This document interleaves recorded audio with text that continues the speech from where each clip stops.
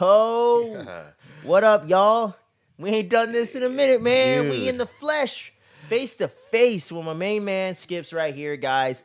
I am your Yes. host, Kenny, man. Welcome back to Fandom Frequency, man. Fandom Frequency Entertainment. We cover everything in the world of pop culture, baby. Superheroes, serial killers, freaking anime, dragons. We talk about it all, y'all. We talk Yes. about it all, man. And yeah, and it's Kenny, not Kenny Man. That's my comic book, no.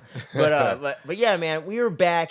We're doing this thing, man. Y'all, if you've been tuning in, all our lovely subscribers, much love to each and every one of you. Channel has been growing so much lately, and we've been getting so much great feedback, so much great interaction with all you guys out there. We're having so many fun conversations in the comments. So keep that train rolling, guys. We've been having a lot of good, positive fun. And we haven't done these in-person shows in a minute, man. My main man Skips, Yeah. he's out there trying to get his degree, get his career rolling. You know what I'm saying? I'm over here trying to do all this 9-to-5 stuff. And we're working, man. We're working, we're shaking, we're moving. But the Avengers have assembled once again, sorta. Sorta. We're missing some peeps. Some peeps We're here. missing some peeps, but it's all good, man. But y'all know the deal. Click the subscribe buttons, man. Click the like button, all that shit. You know it helps the show out immensely, and it just gets dope stuff out here for all you fellow fans out there in the world to see.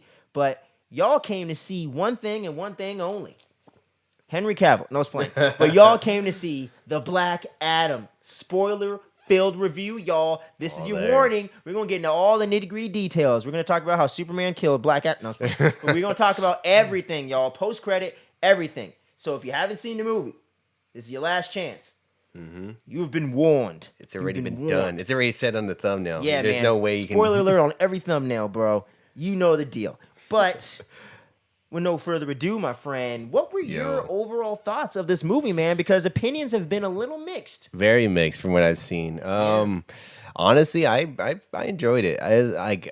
From what I've been hearing from like a lot of like criticisms from the film, like it's very generic and stuff like that, which I could kind of seen it after like Somewhat, fully yeah. I fully can agree watching with like the film. But overall, I still enjoyed it. Enjoyed like the fight scenes that they had. I even enjoyed a little bit of like Dwayne Johnson's Black Adam as well as his portrayal. I can't wait to see him in the further films with the DC universe and stuff like that. Sure, dude. So I'm pretty pumped with that. It's cool to see some of the JSA, wasn't it? Yeah, JSA. Justice Society of America. It was But in cool. this one, just the Justice Society. Which Yeah. I liked how they kind of did that. They didn't make it just about America or whatever. It was just kind of like, we go wherever justice is needed, except Kahndaq, apparently. Yeah, and that was a huge conflict throughout that film too when they Yep. finally arrived. So it was cool seeing those cast of characters too, man. And it's cool seeing like them interacting with Black Adam, kind of duking it out. That was kind of like So good, I thought it was pretty cool. The special effects that they had for each character was pretty awesome. So overall, in general, I would give big thumbs up. Same here, man. pretty I much gotta enjoyed say, it. getting into my thoughts as well. I feel very much the same way you do, man. Now, one thing I'll say off top: is this a Taco Bell? Is this a Burger King movie? You know what I mean? Is this some fast food? You know, you get you got full for the day. You got some food. It's not fine dining or anything like that. It's just a fun, entertaining flick. But one thing I want to say up top here, though. A lot of people will think that the word fun is like a negative or derogatory statement for film. I've noticed this kind of popping up lately, that a lot of people will, like some people will take fun as like a derogatory thing or like a negative thing, like it's not great quality because it's fun, where to me that's completely a misconception.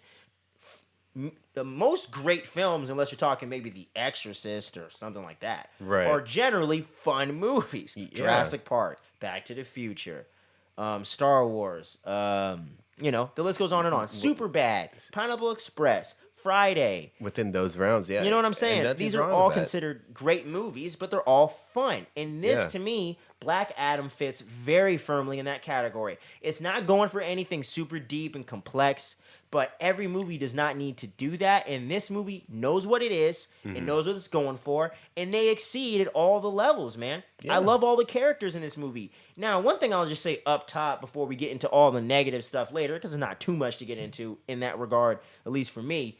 I will say the villain, very one note, very much. We've seen this before. Yeah. I want the artifact to take over the world for no particular reason or motive.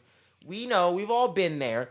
But been if said. you want to throw shade on every movie with a generic villain, You kind of 90% of the MCU needs to be put into this conversation. Yeah. You know, so I just personally feel that most of these movies do have generic villains. Most movies have generic villains anyway. There's a reason why the Hans Grubers and the Voldemorts and the Darth Vaders stand out. It's very hard Everyone to top can't them. be that. You Yeah, know? they're very unique in their own way, right? Yeah. I think that's the thing too. It's also for me, the villain was kind of like it was like Yeah. It was like the mainly like interest was between the JSA and Black Adam, how they were going to interact from the first time when I seen it. I was like, oh damn, this is going to be some heroes versus anti-villain at the time. What's going to happen? And especially with the anti-hero being as Black Adam, Yes. and his power level. Don't know too much about the character, but I know he's like on top, and Yeah, like he's like essentially what we saw in this movie, they did it very well. Like that is the character. He's very powerful. There was even an animated DC film that they did in the early 2000s where Shazam and Superman had to team up to fight him. Yeah, and that's Yeah, I something can't remember the name, but I think it was like Shazam versus Black Adam, Superman. So whatever, it was something like that. It was in that realm because I remember seeing like a clips of that on YouTube when those Shazam. Well, actually, it wasn't any Shazam. It was Superman and Black Adam were fighting each other. Yeah. And Black Adam mentions like, "Oh, you're able to go up against me like strength wise, but your weakness is something that I pretty much have." And he was just using magic, Yep. just to make Superman weak. And then that's when Shazam comes in. From what I've seen, and they kind of helped out Superman, kind of tag teaming him. So and that element really works here, man. And I thought they did such a great job with The Rock, aka Dwayne Johnson, as Black Adam. And one thing I'll push back on people for sure, excuse me, I don't think he played the typical Rock character whatsoever to me. The humor is kind of par for the course with his normal type of humor. But I Right. thought that the actual serious side of the character in Black Adam and his whole demeanor was very anti The Rock. It wasn't super charismatic. He wasn't super like energized or had a lot of energy to the character. I thought that he very much played that foreboding kind of intimidating sense of Black Adam, and just the way that he had such a great dynamic with Hawkman and all the other characters. Like Yeah. heroes don't kill people. Well, I do. well, yeah. And the whole sarcasm stuff and everything like that. I thought he did such a great job of kind of stepping out of the normal comfort zone The Rock normally does. But this role, he was just born to play this role, man. He really understands the character, what the character's about in the comics and in all forms of media and everything like that. Even down to the final shot or one of the final shots of him sitting in the throne. Oh, He that was literally iconic from what did I've the seen. fucking pose verbatim from the comics and that, iconic panel. I Yeah. love the attention to detail they did with this movie. Him punching through the door and there's a Superman symbol on the door. Oh, You know what I'm yeah. saying? I started noticing that too. Like I love those little things, and you can really tell the director John Collette Sarah and The Rock were really working together well and really trying to put a lot of the fan service and a lot of that love into this DC film, man. And the DC universe needs that more than ever, man. So I absolutely love The Rock in this movie, and I know I'm a bit biased. I'm a WWE fan and all that stuff back in the day. Oh, hell Him, yeah. Stone Cold, John Cena, that's my trinity. So of course I'm gonna root for The Rock. I'm gonna like him, but I really do think he did a great job with the acting and playing a different role than he normally does. Awesome stuff. JSA, I loved every one of them, especially Hawkman and or not especially, but Hawkman and Dr. Fate. Dr. Fate. Dr. Fate played by the great Pierce Brosnan, former GoldenEye 007 right there. And then you have Aldous Hodge, who's been really going up the ranks in Hollywood, man, doing his thing. He was in Straight Outta Compton playing MC Ren, a TV show called Leverage, One Night in Miami, like I was telling you about. As you were mentioning, yeah. He was also in the Invisible Man remake from 2020 with Elizabeth Moss, who's the lady from Handmaid's Tale. Really? Mm-hmm. Yeah, he played a friend of hers, like a cop in the movie. Oh, okay. So That definitely a meant- supporting role. He wasn't the Invisible Man, Okay. but he was in the film. And he's, working his way up the ranks, and he really nailed the role of Hawkman. He really played up what I know of the character from the comics and from Justice League Unlimited and all that stuff. He had great chemistry with Dwayne "The Rock" Johnson. They had such a great dynamic and back and forth. Yeah. And him and Pierce Brosnan, you feel the history between him and Dr. Fate. I loved that. That's something that I would have to 100% agree right there, because man. that's something when they were mentioning when Dr. Fate was kind of telling Hawkman the kind of like the future and stuff like that, what's going to be up ahead of him. You kind of like see that sorrowness from there, because he kind of like sees that one future or one pretty much pathway of what's going to happen, and it ends up showing. He ends up saying that he's going to end up dying. Hawkman's going to end up dying. and he does. You kind of see it in that face every time, like Hawkman kind of like mentions it throughout the film, and he's like, yeah, it's just. It's not gonna be looking too bright or anything like that. It's kind of like a cloudy, like a cloud over his head because he already kind of knows and predicts what's gonna be going on, right? Throughout yeah. And it was really cool, man. I love the way that they used Dr. Fate's power set, not just to do the typical Doctor Strange stuff. I liked how they used his power of knowing the future and the fate of the Dr. Fate part of the character. I thought they really did a great job of using that to differentiate him from Doctor Strange over there in the MCU. Although, for all my comic book fans, y'all might already know that Dr. Fate does predate Doctor Strange by at least 20, 30 years. Really? Yeah. Oh, shit. Like, I'll do a quick Google, and I'll see real quick. But I know Doctor Strange was definitely the 60s with Stan Lee, Steve Ditko, and all that. I mean, Jack Kirby, sorry. Steve Ditko was Spider-Man. I apologize. Right. Let me see here. Dr. Fate, DC Comics. I can kind of see that, though, because a lot of DC heroes... JSA's old. Our bad, y'all. Tech issues. You know, all you guys know what's up. But as we were saying, the JSA predates Justice League quite a bit, and Dr. Fate, he predates Doctor Strange by at least 20, 30 years, because I think the JSA came out in the 40s or 50s. Justice League was late 60s, early 70s with Batman, Flash, and all them. That makes a whole lot of sense. So it's cool to see how, it's funny how in reverse we get them in live action after we got the Justice League, whether you're talking the shitty Justice League or the epic Snyder Cut. So I think y'all know where we're standing on that one. Right. But yeah, drop your comments down below. Let us know which version of Justice League you prefer. I think I know the answer, but I'd like to hear. I like to hear both perspectives. But yeah, man, so the JSA obviously predates Doctor Strange, and so does Dr. Fate, but I love the way that they used his power set of telling the future or seeing premonitions of the future to really differentiate his character. And while we're on the topic of the JSA, of the Justice Society in this case, I absolutely loved Atom Smasher and Cyclone as well, played by Quintessa Swindell, who played Cyclone, and... let me make sure I got his name here. Where'd you go? For Atom Smasher? Atom Smasher, yeah. There it is. Noah Centineo. And I hadn't heard of these actors before this. We were looking up their credits beforehand. And hadn't seen them in anything, but I thought they did a great job of being those, like, new superheroes that are on the team. You know, the rookies and whatnot. I loved Cyclone's power set and her whole backstory. Yeah. And what the character's about. I like the intelligence. You kind of get like Shuri vibes from her, but you also get like I don't know, man. Like she's a really cool character, man, and I really dug her. And Atom Smasher, he's a blast. Yeah, really liked that, and I liked how Henry Winkler, aka the Fonz, you know what I'm saying, played the original version of the Atom Smasher, his uncle. I like that whole tie-in and little cameo. You know what I'm saying? I think I heard you like mention like you're like, oh fuck, is that because you were kind of when he like showed up.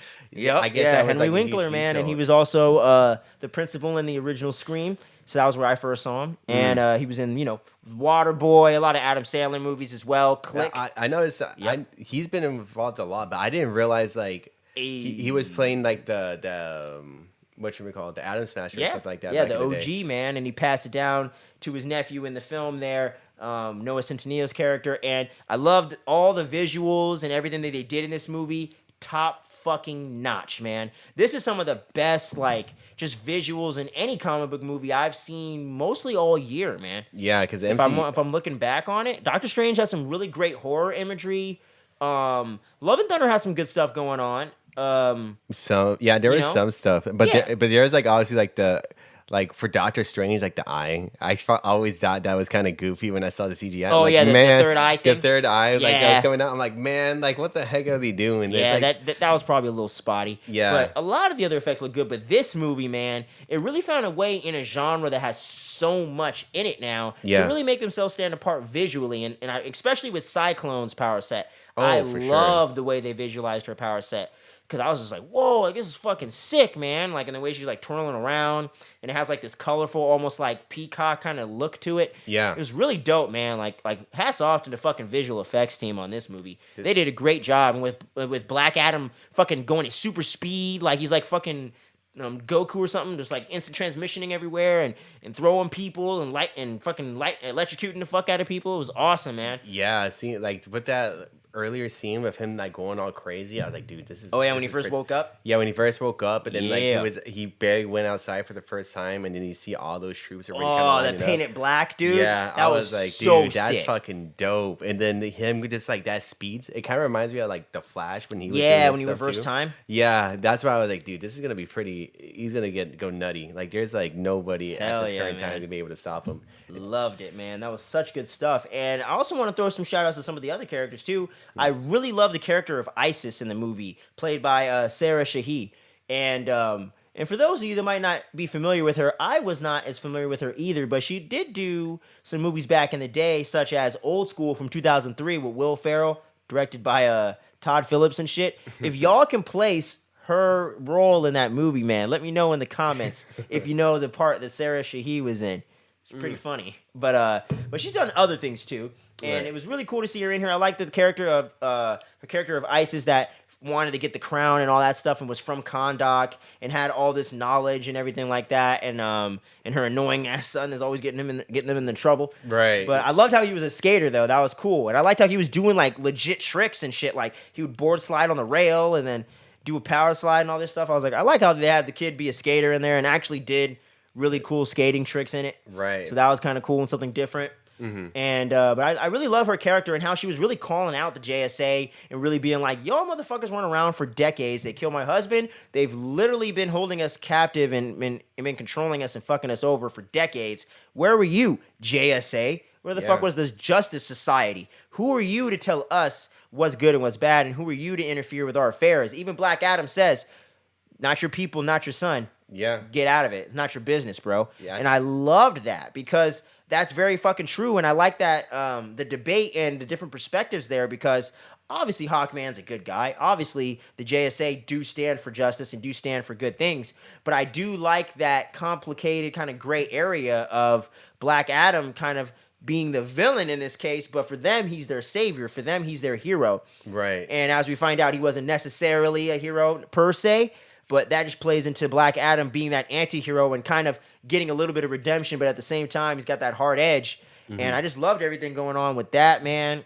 And like we mentioned, the action, fucking awesome. Dude, like the very first time when like Hawkman and Black Adam were going at it, I was like, dude, this is gonna be freaking sick. I already kind of had a feeling like Black Adam would I had thought he was gonna like body like Hawkman like completely, just being who he is. But Hawkman ended up standing his ground, and then like he was actually dishing some fights back. I was like, okay, shit, man. This is gonna be some punching battles going back and forth nonstop. And then they had like the rest of the GSA actually coming in, helping like kind of forming that team to go up against Black Adam, because Black Adam already, from like my like minimum knowledge of him, he's like pretty OP as it is. Like, he's up there. Like, so like they kind of need to have the team there. Dr. Fate was kind of able to like mess with his mind at least a little bit, neutralize him a bit and get him distracted enough for Hawkman to come in there and get that swing. That swing in with to his, have that. With the I don't what do they call that weapon? The ball with the spikes on it. Isn't it like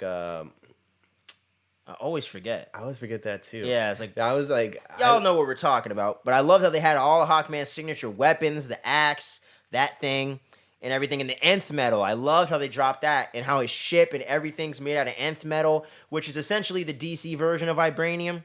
Where it's like this it's like this near and indestructible armor and like or a material that's from like a different planet.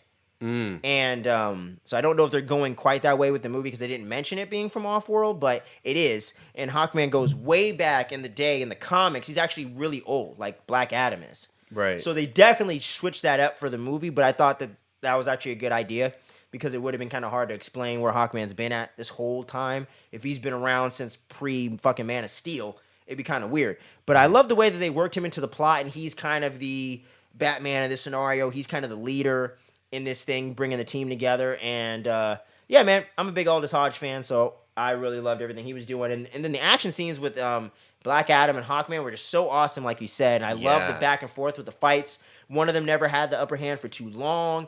It was very, very well done and believable that they could stand a chance against him but not defeat him. So I like that they kept that distinction there, because there's only a couple people in this universe that can really take him on. Yeah. Wonder Woman, sorta. She can't fly, though. Well, she can fly. Well, actually, she can fly. What the hell am I talking about? But I don't know if she's as indestructible and as him like, and see, Kal-El and Shazam himself. yeah, Billy Batson over there. I think like within like so far in the DC universe, I don't think she will be able to. I Like, don't think so. No, she would be like Hawkman. She's gonna give him a run for his money. Yeah, But I just don't think she would have enough juice to get him on his own, and I don't think Aquaman does either. And he's pretty powerful too. no, I think it seems like it would be like Superman for sure, Seems to be the only one. and then like maybe a little bit with Shazam as well. Same power set and whatnot. Yeah, it just like the only difference is that I think even when the animation, I remember seeing the clip, it's like Black Adam. He's like, it seems like he's already has that experience of being a fighter. Yep. And compared to Shazam, he's like he was still young. He's still learning as Which he ties goes. into the Zachary Levi version as well, so they could totally go into that dynamic for sure. Yeah. And no references really to him though. That was kind of interesting. That's what I thought too. But I think you just want to have that sole focus of Standalone. being, Let Black Adam do his thing. Let Shazam 2 do its thing. Yeah. And then we can cross this bridge later. officially. Yeah. Yeah. Which is good, man. DC is starting to pump the brakes. Slow your roll. Just do their like if they just do it Slow more your roll. organically, slow it down. Mhm. Like I've always mentioned, like I want DC to start like because I know they have like a yeah. lot of great stories like of their Dude, own. Crisis on Infinite Earths, Deceased, Dark Side War, Yeah, just to name a few, man. Dude, it's a lot, and that's why like all they have to do is get like the casting going, get the movies going, and they'll be able to be like able to have their own stand their own ground. Because it seems like as of lately, they're starting to get there a little bit, but there's like a lot of Whew, a lot of stuff moving, behind the moving scenes. parts. Yeah. Ezra Miller, Amber Heard. And then like Is Flash getting reshot? Are they going to put the movie out? Is Henry Cavill coming back? It appears to be that's the case now. But when is he coming back? Man of Steel 2 apparently is getting greenlit again. But is it actually going to go anywhere? yeah, it's So it's a lot of shit up in the air. Who's Batman right now? Is it Affleck? Is it not? Where's Wonder Woman 3? There's a lot of questions, man. Because Wonder Woman 2 didn't necessarily do so hot. right. Yeah, it's something that I've noticed as well. I think even in the box office, it wasn't. Quick tangent. What do you think about Wonder Woman 84? Do you like it? I honestly, I haven't really seen the 84 Oh, yet. okay. I've seen the first one, but not too much of the Gotcha. 84 because like that one, Yeah. I was already kind of iffy with that film too. From the trailers and From stuff. the trailers, and I was like, I'll wait and see. And then it ended up being like a lot of people didn't really like it. I was like, I'm one of them. I Yeah. didn't like that movie. See that Nothing to do with Gal Gadot at all. it was like mainly the story of Yeah. it, right? And then, like even more so of the villain. Yeah, swing and a miss, man. I get what they were going for. I Mm-hmm. even think what they're going for is cool. Maxwell Lord was not Maxwell Lord to me. I love Pedro Pascal. Y'all know Mandalorian. Literally my most anticipated show of next year. I love me some Pedro Pascal. Don't get me wrong. But his character in that reminded me of his character in Kingsman 2. It's not developed enough. It's very one note. Oh, I see Where what you mean. he is so much better than that.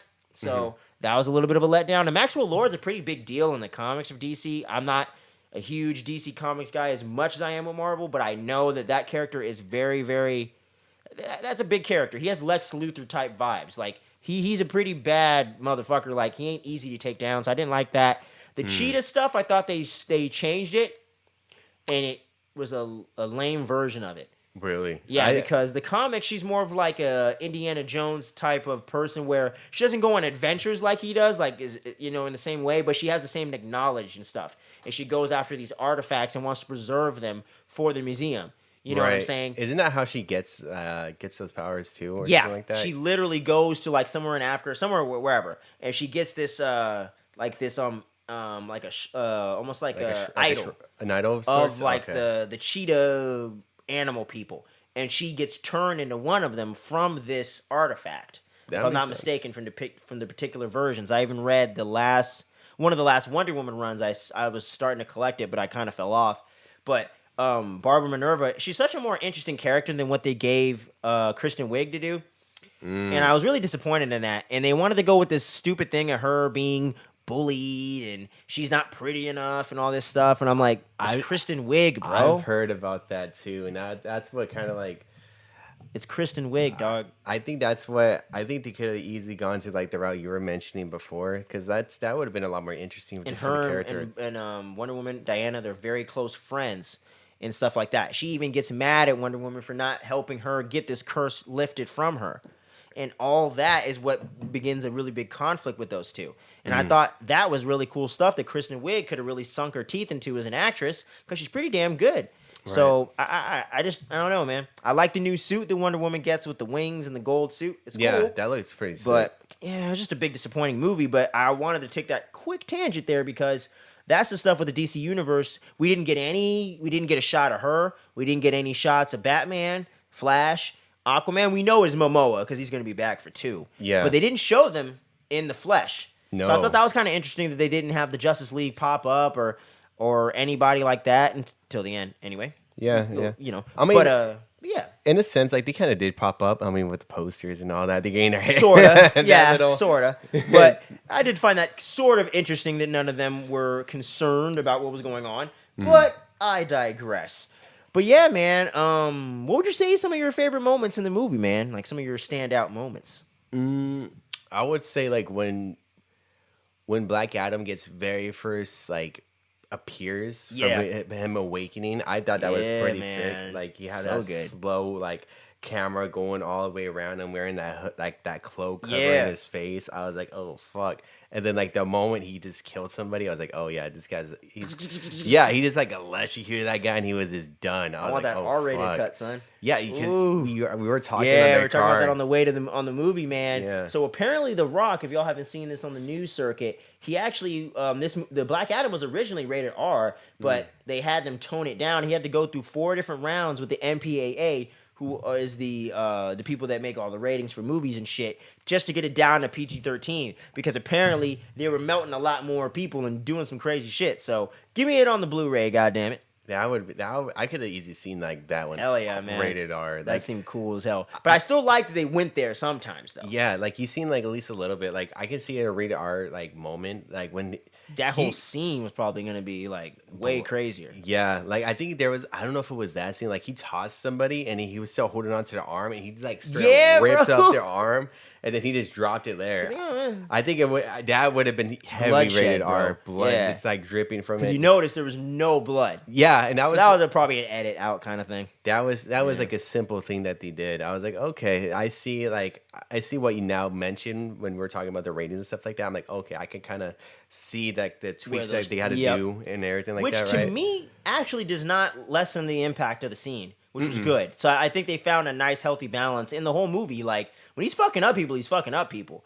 You know, yeah. So I like that they didn't get too gratuitous in a sense, but at the same time, they didn't like pussyfoot around their violence either. No, they did. It was like perfect balance because I remember like even in the theater we went to, like even the kids were loving it. Like the kids on like in our road, they were like, "Oh fuck!" Like pretty much like he was just wrecking everybody within the like his first appearance and stuff, killing them. Man. And they were like really digging it. I was like, all right. So I kind of see like that perfect blend that they were trying to go for to make it appropriate for everybody and stuff like that. That's going to watch the film. Trying to make them dollars, man. We're trying to get all the butts in the seats we can, you know. Very true. I love that moment too. Paint it black, dude. Yeah, that one. That's some of the best slow motion anything in forever, man. Yeah, and it was awesome to see like him doing a slow mo, doing his thing, electrocuting people, redirecting missiles.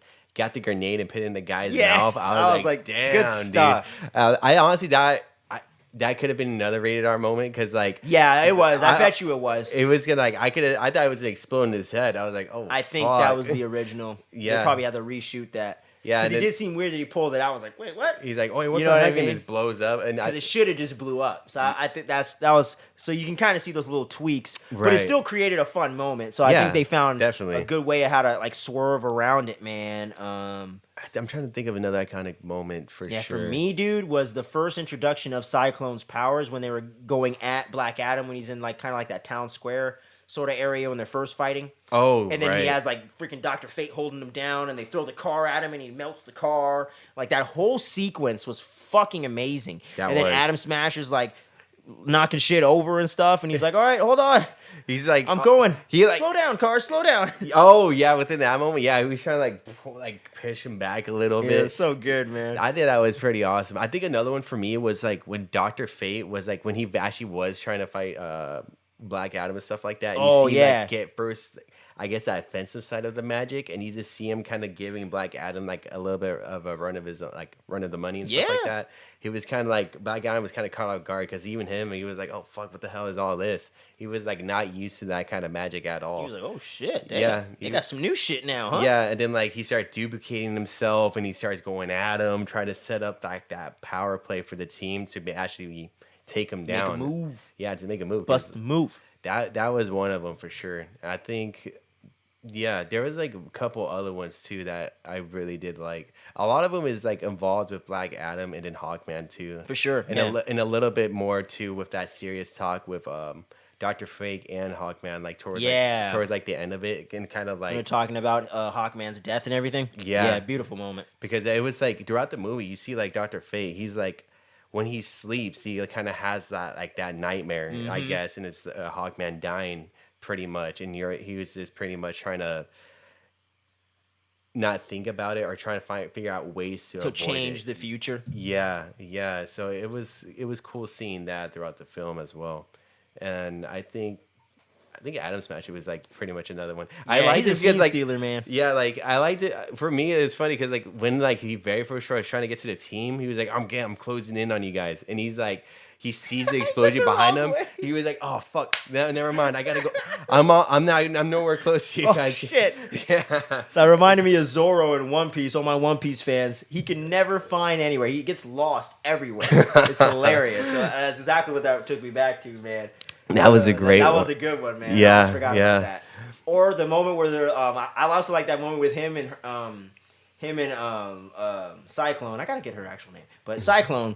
And they're in the Hawkman's ship, and he's like, "Doesn't it look a lot higher than last time?" Oh, and she just pushes him out, shoved him out because he's like, "Come on, bro, we got work to do." Yeah, and that guy can turn to the size. It's funny because like for him, like if he goes to his full size, he'll be fine. He'll just like probably get like a little scab maybe on his knee. Even Atom Smasher's afraid of heights, apparently. Yeah, I'm like, dude, this guy's tall as shit. But I thought that was another great moment. Yeah. When I seen that, I was like, all right, cool. That's pretty cool. Cyclone. They did really good with the humor in this movie, dude. I think most of the jokes landed. I think the only character in there that didn't make me laugh as much was the brother.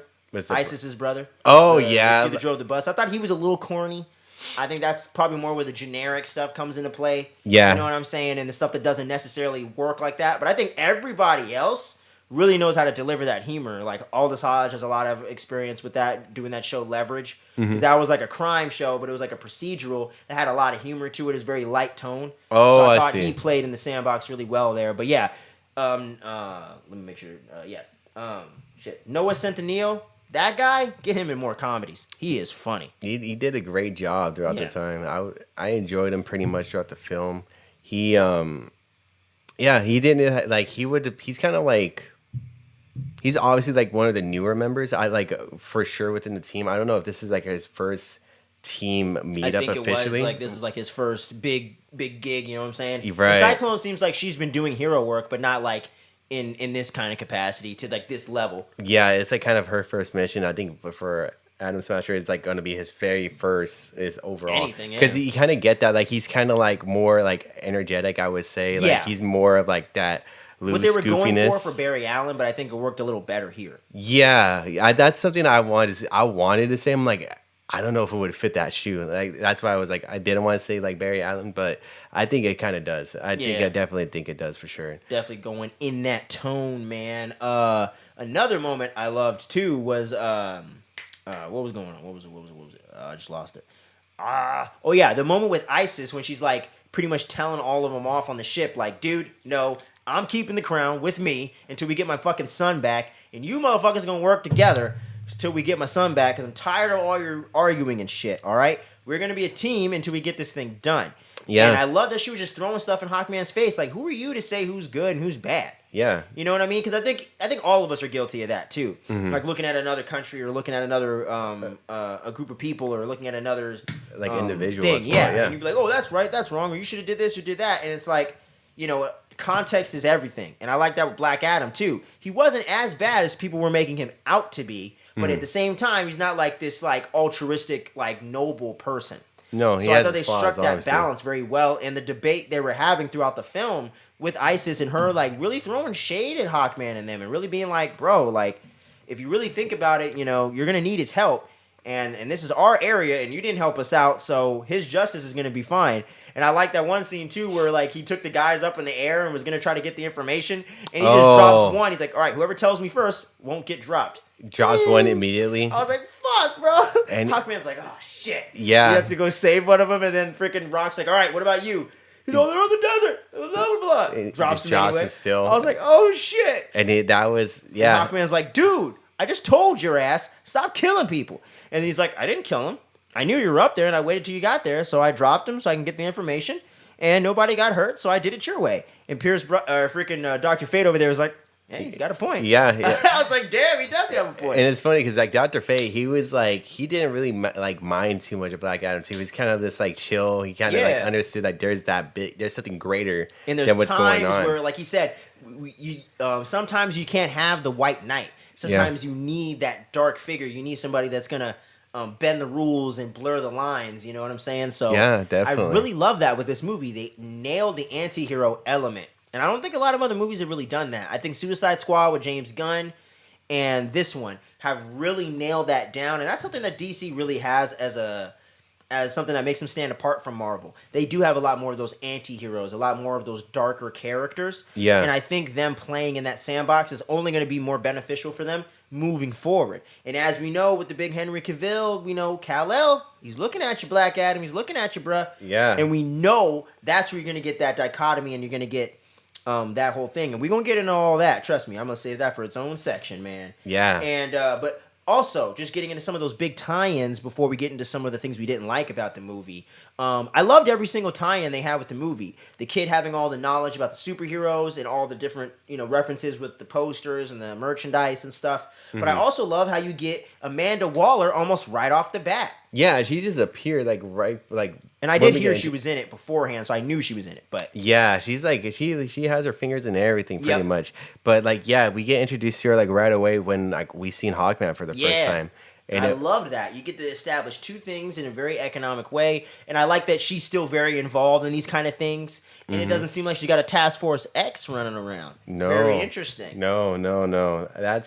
That's why I thought it was pretty cool for her to appear because we've seen her already. Within this year, it was Peacemaker. Was it Peacemaker? That was it. Yeah, because her daughter, Adebayo, is up in there, and we get to see more of her, and then it's kind of cool to see her dabbling back and forth, and it's kind of like, and it's pretty much like her character. It's like kind of like in Marvel's universe, it's like the Nick Fury pretty much just dabbles back and forth, which is awesome. But you got the more fucked up Nick Fury. Yeah, she's gonna do some dirt, bro. Yeah, she's like blow some skulls up, She is on a whole other level of fucked up, and she don't give a damn. Yeah. It's Viola Davis. The woman is a fucking acting masterclass every time she's on screen. So love me some Viola Davis. Another big surprise.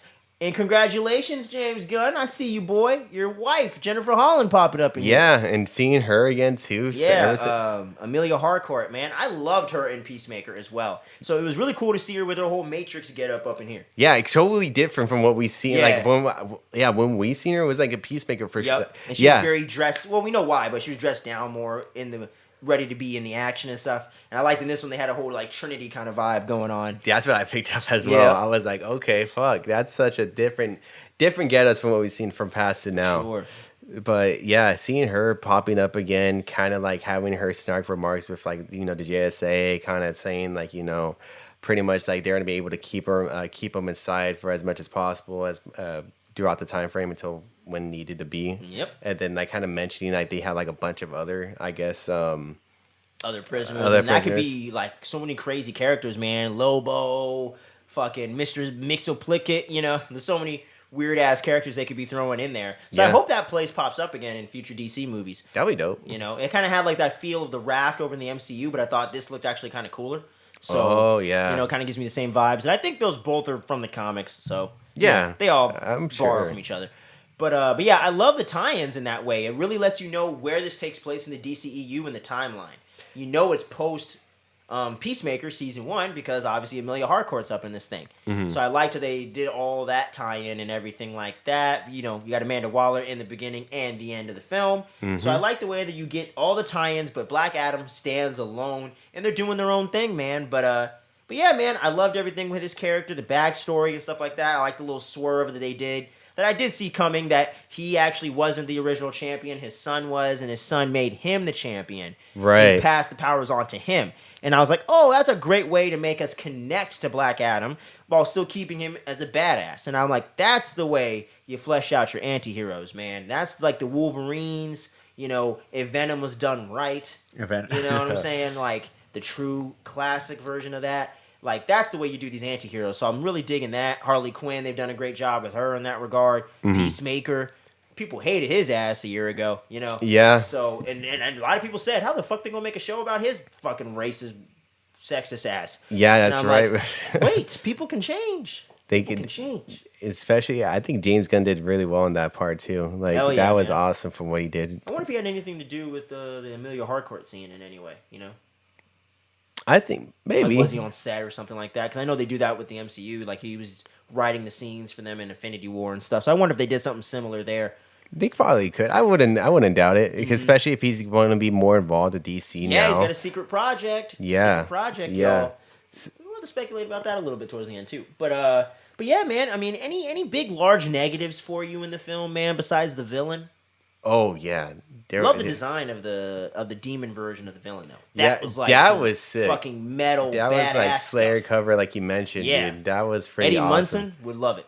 Yeah, I think that one. The design for him was cool. As we mentioned before, the villain was kind of like, it was there. Like generic, same old. I want to rule the world. Yeah. Why? I don't know. It's like, it just leaves it like that. You're like, okay. I'm like, well. Sure. We need somebody evil. We need somebody evil I guess. Yeah, and then that's when, he took down Dr. Fate, I guess, in that sense. Stabbed Hawkman. But I think after that, Black Adam just ends up overpowering him pretty much in that sense. For real, you're like, get the fuck out of here. He just like rips his. He learned how to control his like ultra like Super Saiyan mode and everything, which I liked that whole progression there. But I'm trying to think, man. I mean, other than some of the humor with the brother. The deep fake. I was gonna mention that, dude. Deep fake, yeah. Dude, that deep fake. It's so funny how like they had to shrink him down, and like that ended up being like not choppy, but you kind of notice certain like shots. In certain shots, like the neck. I'm like, dude, that's too. That head's too big for that. Neck, it reminds me of Chris Evans when he did Captain America: First Avenger. That's right. Very much like that. Not as bad because we came a long way in 11 years, but it's in that range for sure. I would say, yeah, it's just seeing him throughout the scenes too. I was like, oh my god, when he was like a little bit like smaller, when he was a pebble before he turns to the boulder of what we seen him as Black Adam. Weesh. Like that was like spotty. One of them there. I think another one too. I thought it was weird, like when like his son gave up the powers to him just for that split second. Then he magically got shot right from like the chest or something. Yeah, like it was that. a little convenient. Yeah, like, okay. I was like, wait a minute. I'm like, wouldn't he like be aware of his surroundings before he makes that swap? That's kind of what I was thinking too. I was like, is it a little? I'm like, it's kind of convenient. It's like the moment he swapped, and then he's like, he was smiling. Were they like watching him, waiting for him to do it? Like, you know? Yeah, it's like they were just like, okay, all right. He swapped, get him, and then they just shot him right in the chest, and then I was like, okay, like so they were sniping and shit. Like, so yeah, I'm with you there. There's definitely some conveniences in the plot for sure. Yeah, and most movies are guilty of that, but yeah, it's definitely something you got to point out. I actually personally would have liked to get to know Hawkman a little more. I feel like he might be like but they might be setting him up. So. Yeah, for like the future movies coming out, projects. It could be like It'd be cool if we get a JSA movie, man. It's Justice Society movie. Let's do it. Movie, that would be dope. I guess he get more of a movie. Like if he Justice League is kind of in a weird place, so do Justice Society. Yeah, and it's like you mentioned before, right? It's like they've been around like the longest. Might as well just get like the OG, I guess, team and just pretty much put them up there for like, I guess, a blockbuster type of movie and just move on from there. If I was working at DC, I'd say just throw some Justice League characters in the group and make that the new Justice Society. Yeah, just throw in Aquaman. Change the branding. Let's get away from Joss Whedon and all that. Let's change the narrative. I think I can see DC kind of doing that. Yeah. I can definitely see them doing that. Go with their original team, probably throw in Superman in there. Yeah. Throw in, if they want to get Ben Affleck. If they don't, they can obviously just have Hawkman there. They can have even Aquaman there. They can do so much with like that team. We got Robert Pattinson running around, you know. We don't need Batman in the DCEU right now. I'm good with it. Yeah, like the Batman, like that should just be on its own. Like that should just be like their own storytelling within the sense and stuff like that, and have their own I guess, universe for the Batman. Yep. Because that's it'll be cool a lot to of see. cats. Yeah, that's why I kind of want to see what they're gonna do a little bit more with that character, because I know they're gonna introduce like what 2 more movies from what I'm hearing.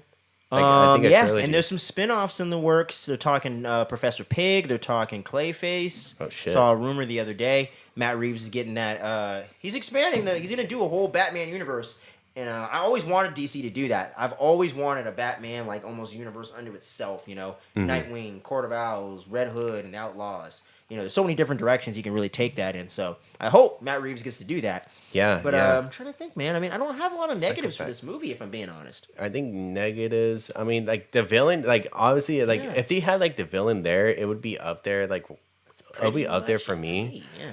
The fight scenes were great. Awesome.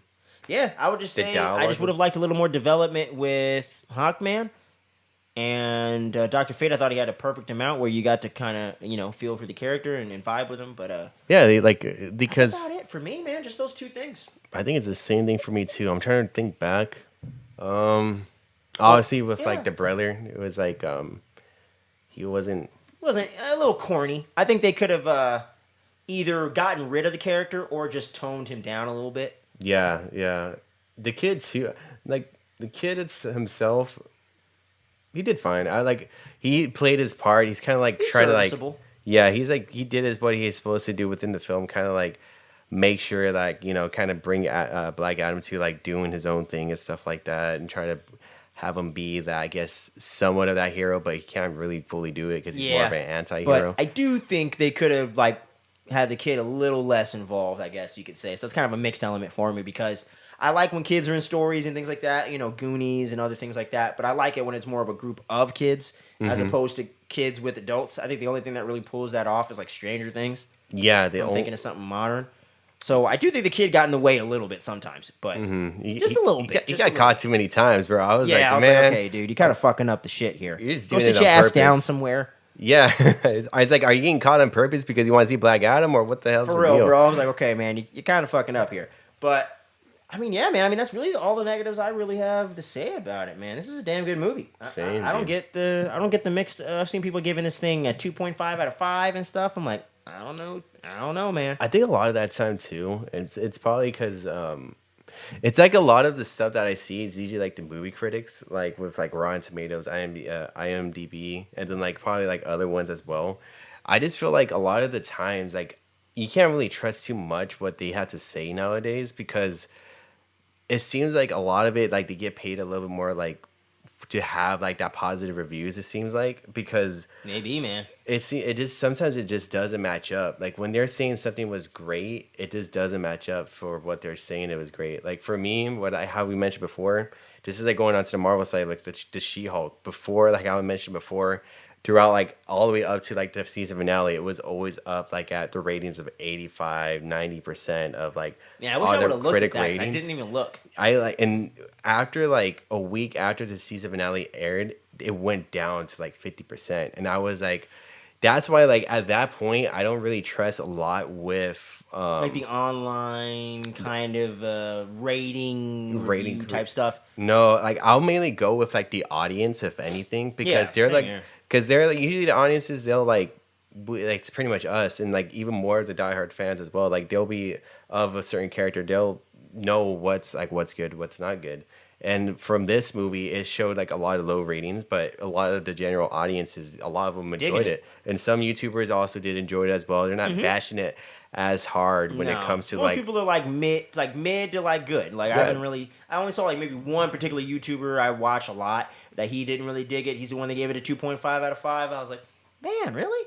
I was like, okay, I'll wait and see till I see it. But after seeing it, I'm like, man, I don't know. That's when opinions comes in, and that's when you're like, if it's not your cup of tea, then it's not your cup of tea. I get it. I mean, maybe some people thought this was going to be a little something deeper. I don't know. I just knew from the trailers. I what we got is what we were promised. I don't know.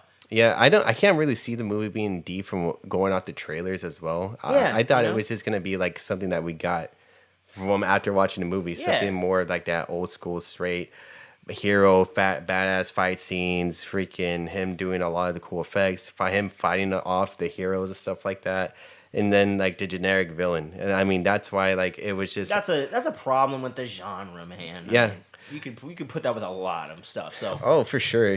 Like a lot of that stuff's within the MCU. I think it's Yup. just especially pre-Phase 3, almost every movie had a lame villain in it, yeah. except for like a few. Red Skull, Red Skull, Loki. Baron Zemo. Baron was awesome. Probably still one of the best. Killmonger, Thanos, of course. Killmonger, Thanos. Kang is gonna be up there, I'm sure. I wish Ultron was up there. Oh man, I wish Ultron was up there with villain wise. He's mid tier for me though. I thought he was a good villain. I just thought a little more of that menace. I wanted good. if he was more menacing, I think he'll be up there. Yeah. But I think that a lot of the stuff too, I think like this like end off like the Marvel stuff from my end is just more like they wanted to build Thanos' like threat level.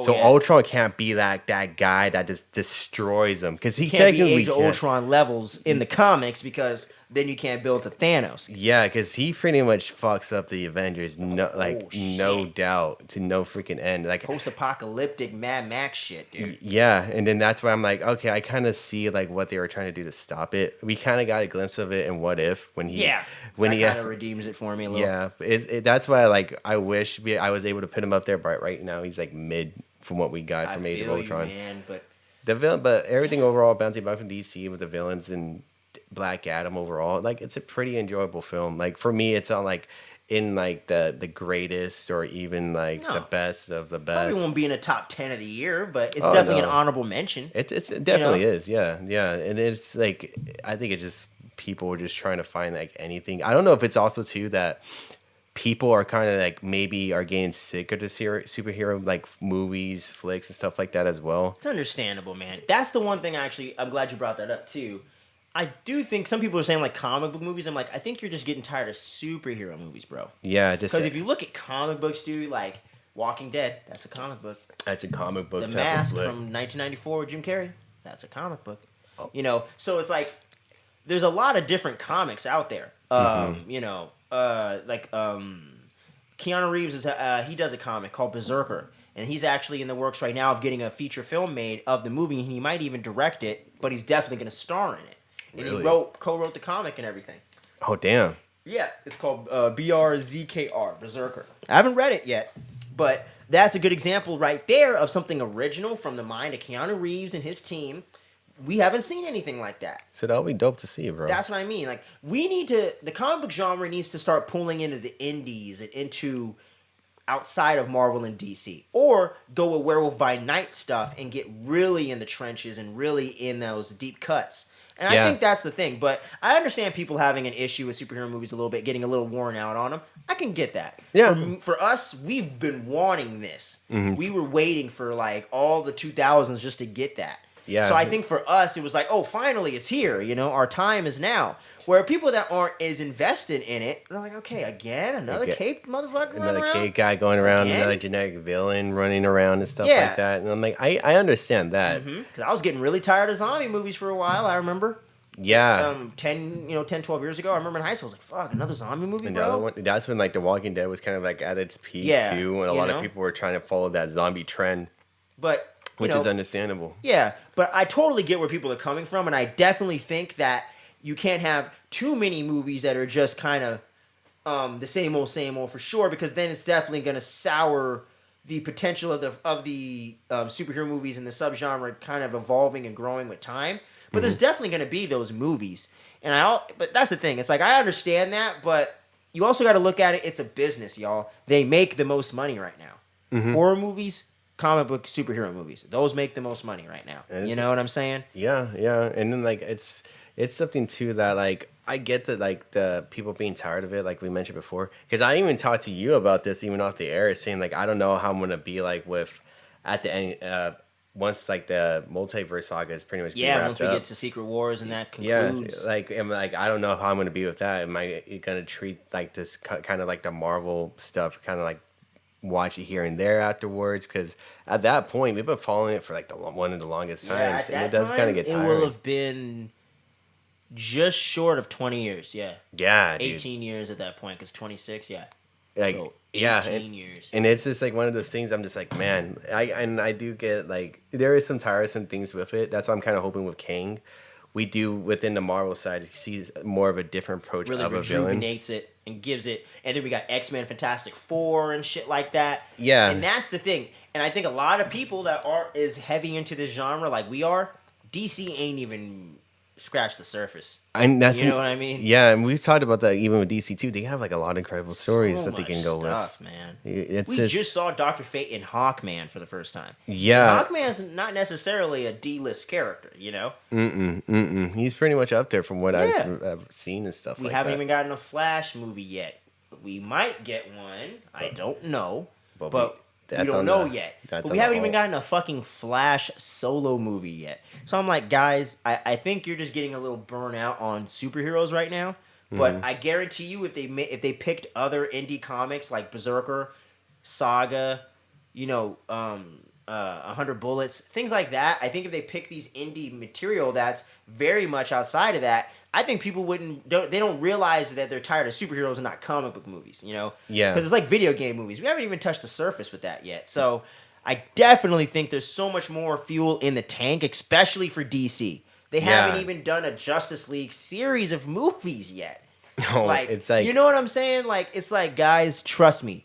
We haven't even done Teen Titans yet. You barely got that on live action TV. We haven't even done Batman and Robin on screen again since '97. Relax, y'all. I understand if you're over it, but I definitely think it's like, at least give it a chance before you shit on it, though. You know, I don't love YA movies, but I'll watch them first before I shit on it. I watched Divergent. I didn't like it, so I didn't watch any more of them. Yeah, but I at least gave it a shot, you know? Yeah, I think that's like the one thing too. I think it's just something that a lot of people just don't want to like, I guess, spend their time on it, like, and try to give it like a fair chance. Like, they'll go off of like something small and just criticize it, moving on from there. Because like for me, I guess like the latest one will be She-Hulk, and then like already with the previous episodes, stuff like that wasn't like, didn't really give like my full critique until like the end of the show, and then that's just something that you kind of really see the full picture of whatever someone's trying to like display or something like that within either the movie theater or even at your home, and then really from there give out the constructive criticisms moving forward. Man, that's just one of the things that I don't know. But we can't end this thing without talking about the big thing everybody's been waiting on. Oh, hell yeah! The boy in blue is back. Henry Cavill, man. It has been, because I ain't counting Justice League Snyder Cut, because that technically was not the original release. It's been 5 years since we saw this man in the Cape, man. 5 fucking years. That's the poster boy of your franchise has not been in it for 5 years. Thank you, Dwayne "The Rock" Johnson. If you ever see this fucking video, bro, thank you for getting DC's head out of their ass and getting Superman back. God damn. And we've all been wanting that Superman versus fucking Black Adam since they posted that picture of him and Henry Cavill making a toast like 4 or 5 years ago. We've been waiting, chomping at the bit. And when Viola Davis comes on screen as Amanda Waller in the little hologram thing, which was really cool, by the way. I wish that was real. And she was like, all right, Black Adam, I see you busted out of prison, and I'm going to let it slide. But Condoc's your prison now, motherfucker. Don't you step one toe out of that country, because if you do, I got people coming for your ass. He's like, what you mean? It's like nobody's gonna be what you like mean, Bat Boy over there? Who you got? Ain't nobody gonna stop me. And she's all, I know people off planet that can stop you, dog. I was like, yep, there he is. Yeah. Green Lantern maybe one day? But anyway. I think even with Green Lantern, I feel like he'll still get bodied by Black Adam. I know, would but think. I'm just like, give me Green Lantern, goddammit. Fuck. Come on, Jon Stewart, make it happen. Oh, Jeez. my God. But that's a topic for another day. But then the hologram goes away, and you hear somebody fly down and land. You're like, oh, ho, ho. And then out of the smoke emerges Henry Cavill in the suit talking about, what's up? No, it's funny. But now he's like, hey, Black Adam, we need to have a talk. And I like that all you get from Black Adam is just that grin. Yeah. And you're like, hell yeah, man. Black Adam 2, you better go buy 10 tickets to this thing, y'all. We need to get this sequel made. Go out and support this goddamn movie. We need more Man of Steel up in our lives, guys. We need more Superman. Yeah. And I hope and I'm praying that we get that freaking crossover movie, man. I want to see them go toe to toe, head to head, man. I want to see it. I think we for sure will. I mean, there's like a lot, especially to get Henry back into the suit again. Like there has to be like a long term goal. What they're gonna do with Henry and Dwayne Johnson, and maybe possibly with even Shazam as a possibility as well. Oh boy, that sounds like a big bag of fun, man. His silly ass with them two. That sounds fun. Yeah, He gonna get bodied though. You would. That motherfucker was falling on his face, flying around in the Shazam 2 trailer. You know what I'm saying? Yeah. So it'll be interesting to see, like, even just like going back, just like Dwayne and then Henry just going toe to toe in a flick, Man of Steel 2, or even sometime, even its own film of its own. However they want to do it, I'm excited. But I like how this post credit was very simple, straight to the point. You know, and it was just very, very simple post credit scene. Kind of reminded me of the olden days, man. And that's the thing I kind of like with this movie. It just reminds me of the early 2000s, mid 2000s comic book movies, man, where it was a little more simple. You didn't have to have 30 other movies to tie into it. You come into the movie a little fresh. If you know Aquaman, Superman, Shazam, and all that shit, if you know who they are, you'll get the gist. Yeah. And most people know the big Justice League characters, so I actually really dug that with the movie. And yeah, man, I mean, any other final words on this thing before we score it? No, that's pretty much like all the positives, all the negatives. Yeah, very little negative. A few mixed things, but this is a fun fucking movie. Yeah, like it's a good movie, enjoy the cameos that we do get seen, and like little hints in there from like other Easter egg mentions and stuff like that sprinkled throughout the film. And just pretty much, I think we covered like a majority of it so far, dude. Hell yeah, man! Great action, great acting, great characters. Villain, but I think there's so much potential for the future. I'm even down to see Isis come back if they do the Black Adam sequel, because I like that character. I thought she was awesome. I thought they really did a good job of fleshing her character out. And that's the one thing I will push back on some people. There's character development in the movie, guys. It's just not the forefront. Yeah. Black Adam, Isis, I even would say Dr. Fate. They all get some really good development throughout the movie, and I really dug their arcs and everything like that. But I'm with you, man. I don't think I have anything much else to say. I'm going to go ahead and give this movie, man. I'm thinking about it. I've been thinking about it since we were on the drive over here. I'm going to give it an 8 out of 10, man. Give it a solid 8 out of 10? Yeah, Okay. I don't have much complaints, man. I mean, it's a very fun movie. I can see myself watching it quite often. Like I said, it has some of the coolest action scenes in any superhero movie this year, if not the coolest action scenes. Yeah, it's true. I'm thinking about it right now.